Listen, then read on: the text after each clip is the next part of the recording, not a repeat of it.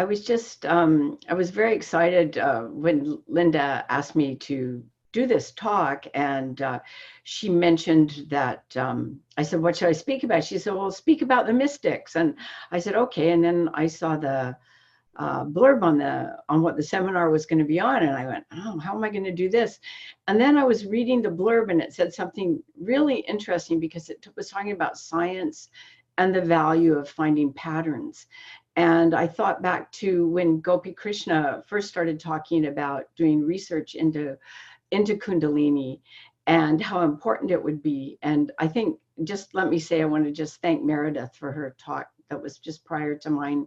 And again, her courage for coming out and saying all these things, because this is exactly what Gopi Krishna was talking about. He was saying we needed to do research, not just so that research was out there, but we needed to do that because more and more people were going to be having these experiences and we wouldn't know what they were or what was happening to us. So that was his value of research. And of course, that someday he hoped for us to have equipment that could measure prana and Kundalini or Zheng Qi, as Meredith was saying, or it's maybe called Dumo fire and mana in other traditions. And he was just told us at this time, this was back in 1978, and he said, one of the things that we could do would be look for patterns among all the mystics, the great mystics and saints of all the traditions, and to compare that with what the ancient yogis said was were the characteristics of the awakening of Kundalini.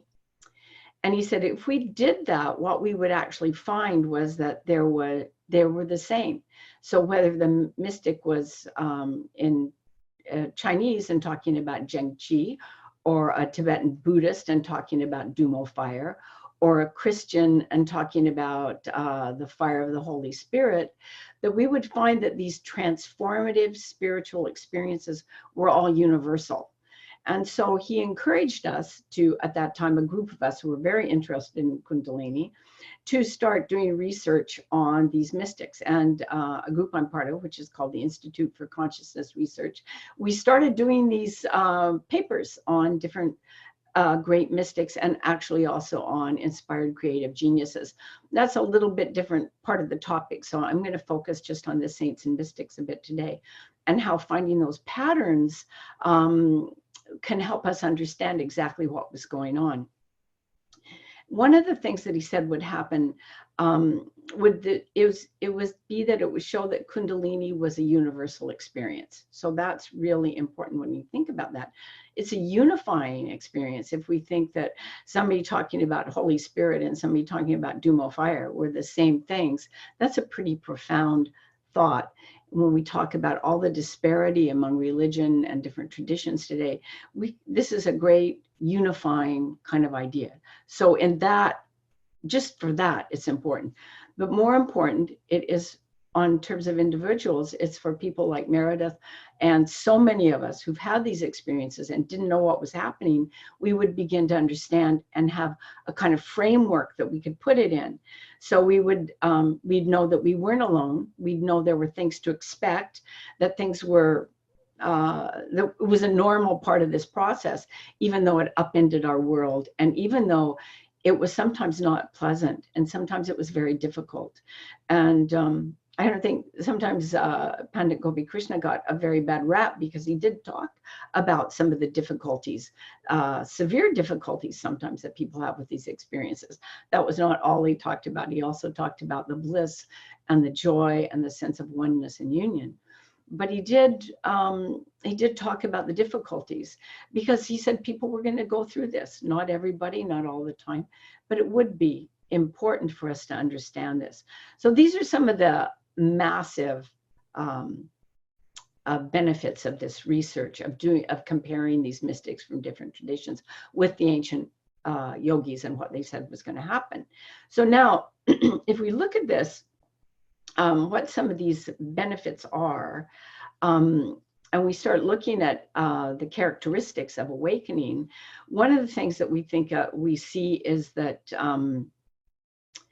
well, if we look at a great mystic like Christ or Buddha, the greatest, Muhammad, the greatest mystics, or we look at like Saint Teresa or John of the Cross, we still, or Saint Hildegard of Bingen, I'm just naming some Christians here, they're popping into my head, or Rumi, the great Islamic mystic. We look at them and we think, wow, yes, they may have characteristics like me, but those are great characteristics of awakening. I'm somewhere just on a continuum at another place, and that's a really good way to look at it. Is that these experiences occur on a continuum, and so let's look, Mike, at let's take slide 2, and these are. If you look back at what the yogis said happened with the awakening of Kundalini Shakti, these are the main characteristics of the experience itself. So mystical experience itself, there's 3 main characteristics that we would see. And one of the 3 main things that happened are light, oneness, and love and bliss, and a sense of well, as Merida said, the sense of overwhelming bliss, ananda, that we would experience. And there's also sensations of energy moving up the body and heat moving through the body. So those 3 things are paramount. We find them if we look at Jewish mystics or Hindu mystics or Christian mystics or Islamic mystics. It doesn't matter. They talk about these things. So what I would like to do today is then talk about the experiences of just 2 mystics. One, Mahadevyaka, who was a Hindu mystic, and one, Mechtilde Magdeburg, who was a Christian mystic, and look at a couple of these characteristics in their lives. But first of all, let's say, so that if the experiences of the mystical experience themselves are light, oneness, and bliss, then there's also a transformation that occurs. And the transformative experiences include experiences of the extraordinary, which in yoga are called siddhis, in Buddhist tradition, iddhis, and in Christian tradition were called charisms. These are really paranormal experiences, and we tend to think of them as really strange and woo-woo, but they're things like extrasensory perception and being able to prophesy and see into the future. So those again occur on an experience on a continuum. So if we had a great mystic like Nostradamus, he's predicting the future, or Gopi Krishna was also talking about what was going to happen in the future. For those of us somewhere on this continuum, what we see is something like maybe our dreams become a little prophetic. We have a dream and then it happens the next day, or the phone rings and we go, oh, I know who that is. And you pick up the phone and that's who it is. So those kinds of things are happening. So those are called charisms or siddhis in yoga. And in yoga, they're considered evidence that progress is being made on the path of yoga. But they were also warned against, in the sense it was said that when siddhis occurred, then you turned away from them. You didn't focus on them. You didn't pay attention to them. You say, oh, that's happening, and then go on to the more spiritual aspects of it. So, but that was one of the characteristics. So another one is a burgeoning concern for humanity, a growth in compassion, which we've heard about today, a growth in social conscience, a desire to be more active. Again, what we would call maybe an activist for social justice. Back in the days of the yogis and stuff, they wouldn't have had these words, but we would have seen that they had great compassion for humanity. We see that very much in the Christian mystics too, how often they went out and tried to do good in the world after they had had these experiences. Another characteristic is divine inspiration. So on the continuum, what we would see is, on one hand, we would see revelation. So what Christ, Buddha, Muhammad brought to the world, a new way of seeing the world, a new way of looking at all of life. And again, on our continuum, what we see is people who bring new knowledge. For instance, Einstein would have been a very good example of this, which would have been an example of a partial awakening. And unfortunately, I don't have I don't have the time to go into the difference between what was purely a full awakening of Kundalini and what happened with a partial awakening. But in some of the partial awakenings, what we see was this divinely inspired ideas, divinely inspired creativity. So this is again what we would see on the continuum. So we see, Christ or Buddha here. We see Gopi Krishna somewhere along the way. We see a Hildegard of Bingen who brought all kinds of new information to the world, Saint Hildegard. And on the way, we see suddenly, as we have these Kundalini experiences, we suddenly, oh, I just wrote a poem. I've never written a poem in my life. That's an experience of inspired creativity. So again, it's on this continuum of experience. But now, since we don't have a lot of time today, let's just go back and look at these two mystics from very, very different traditions. And all I can say is if you look at all of these 7 characteristics that I've talked about, and you compare them throughout mystics and saints from every tradition, you find them. But today we've only got a really quick amount of time. So let's look at these two, Mahadevyaka, who was a 12th century Hindu mystic, and a woman called Mechtilde of Magdeburg, and she was a 13th century Christian mystic. And so just look, 2 of the characteristics. So the first one we look at is just light. So we're going to look at light as the experience. And this is a quote from a book called Rasa Nava, which was a 12th century tantric text. And all this stuff about Kundalini the real deep information about Kundalini and Kundalini experience really comes out of Tantra and out of Hatha Yoga. And again, we don't have time to talk about it today. I go into a lot of detail in the 2 books that Mike so kindly mentioned, and in particular, the Divine Feminine Fire. But this is an example from this tantric text called Rasa Nava, and it talks about light. And here it is. It says, the light of pure intelligence shines forth into certain men of holy vision, which, seated between the 2 eyebrows, illumines the universe like fire or lightning or the sun. So we'll say that again. The light of, and again, he says men here, but the word really was humanity when you translate it from the Sanskrit. So the light of pure intelligence shines forth into certain men of holy vision, which, seated between the 2 eyebrows, the center of the 3rd eye, illumines the universe like fire or lightning or the sun. And here's one from Panchastavi, an 8th century tantric text. Those devotees who see thee clearly, like the crescent moon, shining in the forehead, lighting from its depths the sky of the mind, those men soon become seers. And again, this is a reference to receiving the divine information, both of those quotes, because they talk about people of holy vision and those who become seers. But we don't have time to really talk about that today. So let's now look at Mahadevi and her description of light in her experiences. Again, 12th century Hindu. She says, a light excelling 1 billion suns and moons came down and lodged itself within my mind, at sight of whereof I crossed this life's pitfalls. And that line's very important about crossing life's pitfalls, because that means she went from this side of life, which was full of difficulties and suffering, to the side of life where you were in a state of awakening and bliss and ananda and peace and love and joy and union. So that's what crossing life pitfalls means. So that's very important. Let me read it again.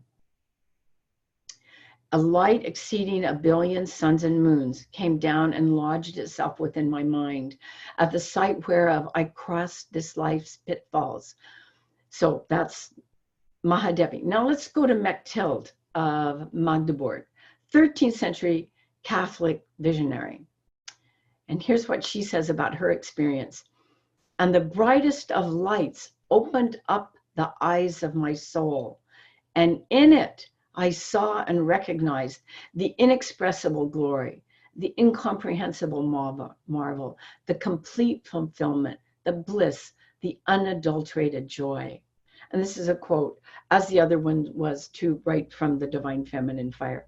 So that's just a beautiful quote. So, and the brightest of lights opened up to the eyes of my soul.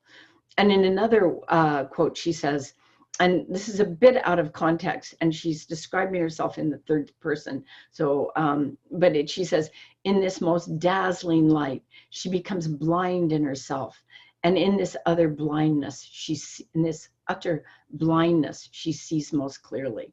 So again, in this most dazzling light, she becomes blind in herself. And in this utter blindness, she sees most clearly. So again, references to a new kind of knowledge, a new kind of understanding. So we have a few more minutes. So let's look at a second characteristic, which is oneness. And this oneness, when you look at all these mystics and throughout time and throughout traditions, when they talk about oneness, it could be a union with the divine, or a oneness with all humanity, just a general oneness of all things. And interesting in the way, if we talk about Tantra, the real Tantra, what I usually talk about, real Tantra, is talking about the transmutation, not sublimation, but the transmutation of sexual energy into spiritual energy. So like we have a lot of things about, great fun tantric weekends with your partners.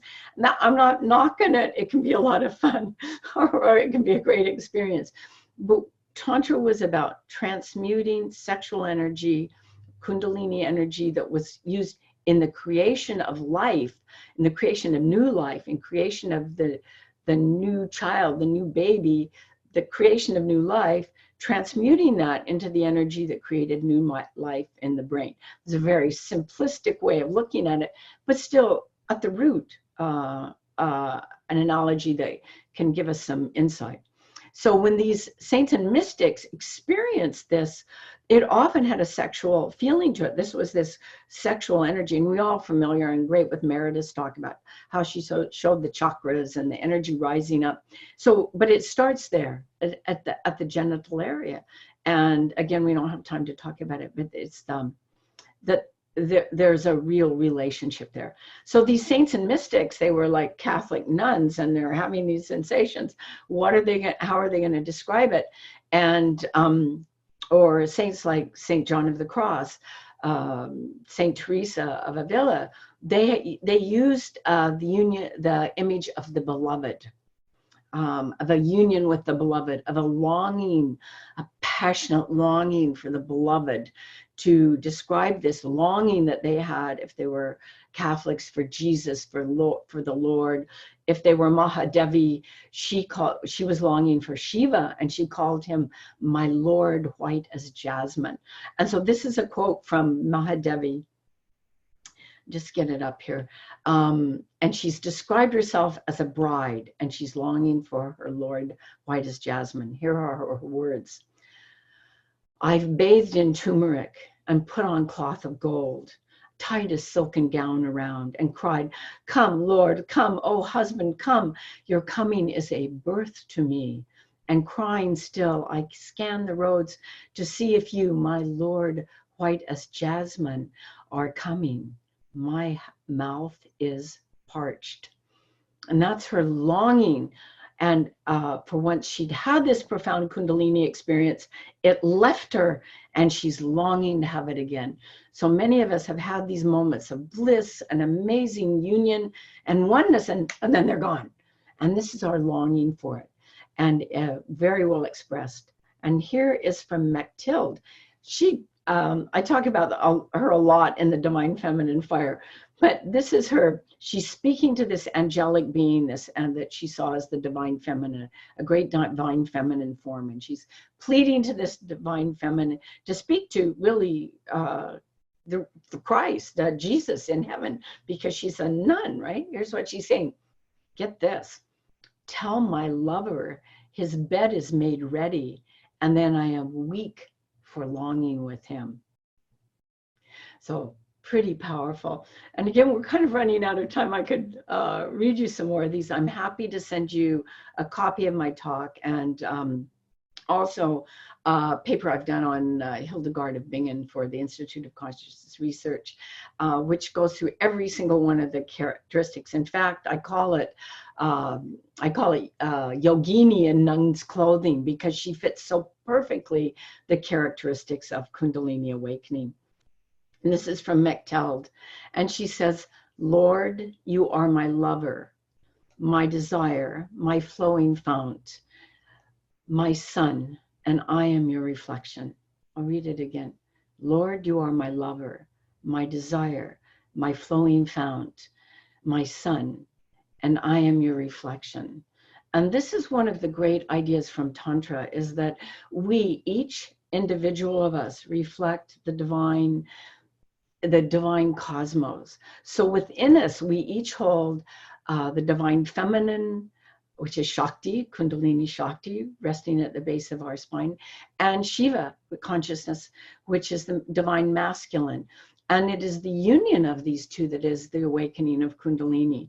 And that is what she's saying here, I am your reflection.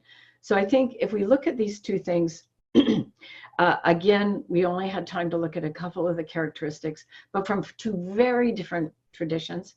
And we can see how valuable this is, not just for our own personal experience, but for showing Kundalini as a universal energy, whether we call it Gen Chi or Dumo Fire or Ruach HaKodesh in Jewish mysticism, it doesn't matter. And Linda Molina asked us to have a call for action. So I guess my call for action would be for you to remember that we are this reflection of the sun. We are this reflection of the divine. And when we have those moments, especially, again, as Meredith said, in nature, those moments, especially in nature, when we just feel one with it, to go with that and be with it. And remember, that's just not, that's telling the spirit something very profound about ourselves. We're not just one with nature, we're one with everything. We're one with earth, we're one with everything. We are all one. And this is how we're going to save Mother Earth, is once we realize that. So thank you very much, Mike, for having me here and letting me share some of these ideas today.